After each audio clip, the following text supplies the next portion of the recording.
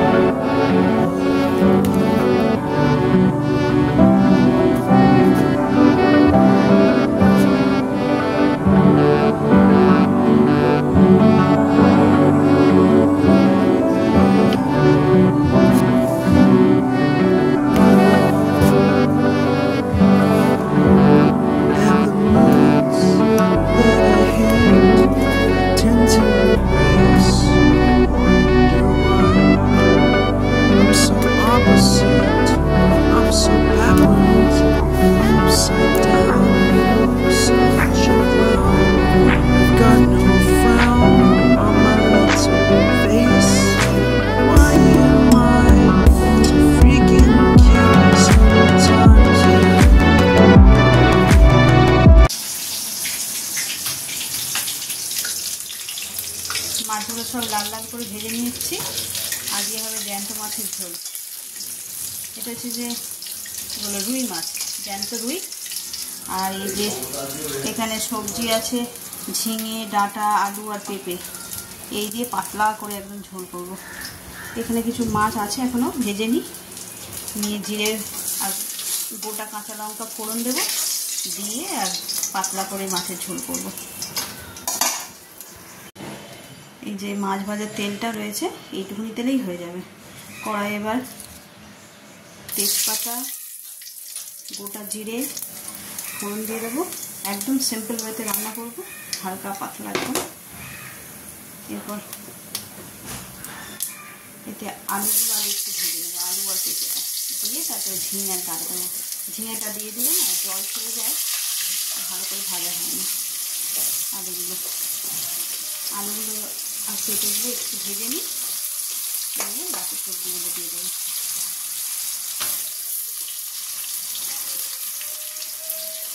এই যে আলুগুলো হালকা করে ভাজা হয়ে গেছে সব, এরপর বাকি সবজিগুলো দিয়ে দেবো, ডাঁটা আর ঝিঙেটা।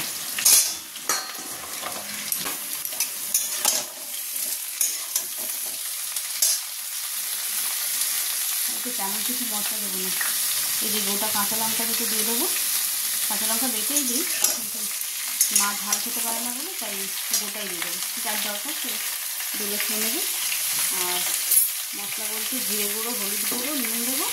আর এই যে এই পেস্টটা বানিয়েছি আদা টমেটো, এটা দিয়ে দিই। টমেটোটা একটু বেশি দিয়েছি, টক টক লাগবে, খেতে ভালো লাগার জন্য। চলো তাহলে সব করে রান্নাটা ছেড়ে ফেলি, তারপর তোমাদের ফাইনাল লুকটা দেখো। এই যে মাছের ঝোল একদম রেডি। এই হলো আমার মাছের ঝোলের ফাইনাল লুক। আর এই মাথাগুলো আমি ঝোলেই দিয়ে দিয়েছি, মাথা দিলে ঝোলের স্বাদটা আরও বেড়ে যায়। চলো আজকে দুপুরে খাওয়াটা সেরে ফেলি, অনেকক্ষণই স্নান হয়ে গেছে, একটু শুয়েছিলাম। চলো আজকে তো একদম সুইট অ্যান্ড সিম্পল খাবার। দাঁড়াও ওকে ডাকি। কি গো চলে আসো। ছেলের অনেকক্ষণ খাওয়া হয়ে গেছে, শুধু আমি আর বর বাকি। চলো খেয়ে নিই। ভাত, কালকে একটু তরকারি ছিল আগের দিনের, সেটা নিয়েছি, আর এই ঝোল, আর এই যে বরের এখানে আছে। চলো তাহলে খাওয়া যাক।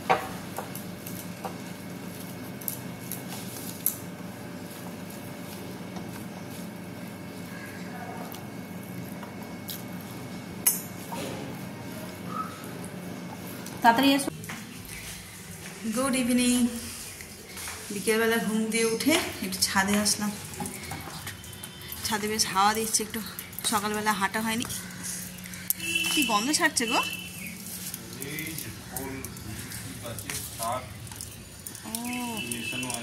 কি বিচ্ছিরি গন্ধ বাবা।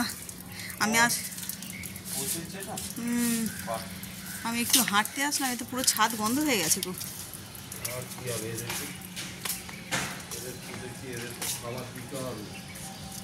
হ্যাঁ দাও খাবার। ওইদিকে আকাশটাও মেঘলা হয়ে গেছে।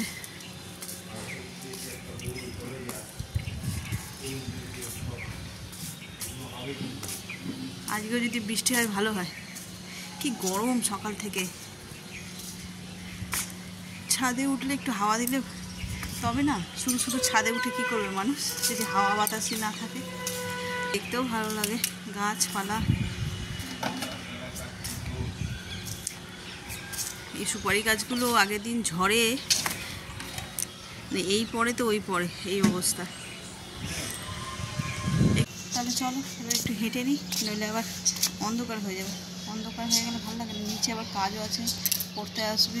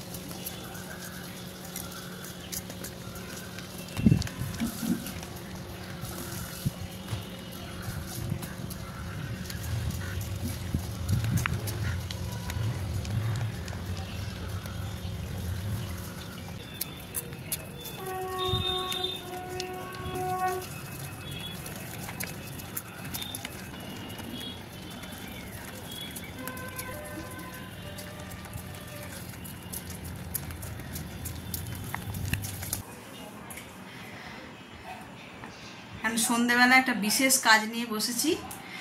কালকে যে দুই বিশেষ অতিথি এসেছিলেন আমাদের বাড়িতে জন্মদিন উপলক্ষে, আজ তাদের সঙ্গে পরিচয় করাবো। এই যে এই হলো সেই দুই বিশেষ অতিথি।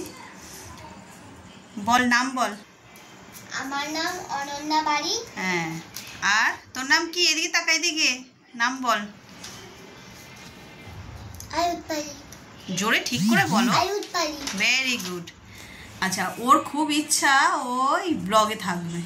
আগের দিন এসেছিল, কেক কাটার সময় ওর খুব ভালো লেগেছে, তাই ও বলছে আন্টি আমিও ব্লগ করবো। আমি ঠিক আছে, তাহলে চলো তাহলে ওর মুখে একটা কবিতা শুনে নিই। বলো। পেনিলা তারপর চলে গেলা গাড়িতে, তোলে দিল বিয়ে গেতে পড়িনে বাড়িতে, বিয়ে বাড়ি গিয়ে দেখে কাল বাড়ি মোটা বাইরে সবাই বসে দেখেছে কালো পাতা নাই। Very good. অ্যাকচুয়ালি কবিতা বলতে বলতে ভুলে না গেলে সেই কবিতার কোনো মজা নেই, তাই না? ছোটো ছোটো বাচ্চাগুলো স্টেজেও গিয়ে ভুলে যায়, আর ও এমনি বলে, কিন্তু আজকে যেহেতু ক্যামেরা ধরে আছে সেহেতু ভুলে গেছে। তো চলো, ওদের পড়াশোনাও হয়ে গেছে, এবার ওদের ছুটি দিয়ে দিই, তাহলে রাখছি। রাত 11:30 মতন বাজে, অনেকটা রাত্রি হয়ে গেছে। আজকে ডিনার করতে বসেছি। আজকে ডিনারে একদম সিম্পল মেনু, এই যে ধোকার ডালনা, রুটি আর স্যালাড। তাহলে ব্লগটাকে আজকে এই পর্যন্তই রাখছি। সবাই ভালো থাকবেন, সুস্থ থাকবেন। আর যদি ভালো লেগে থাকে তাহলে please like, comment, share and subscribe. Thank you.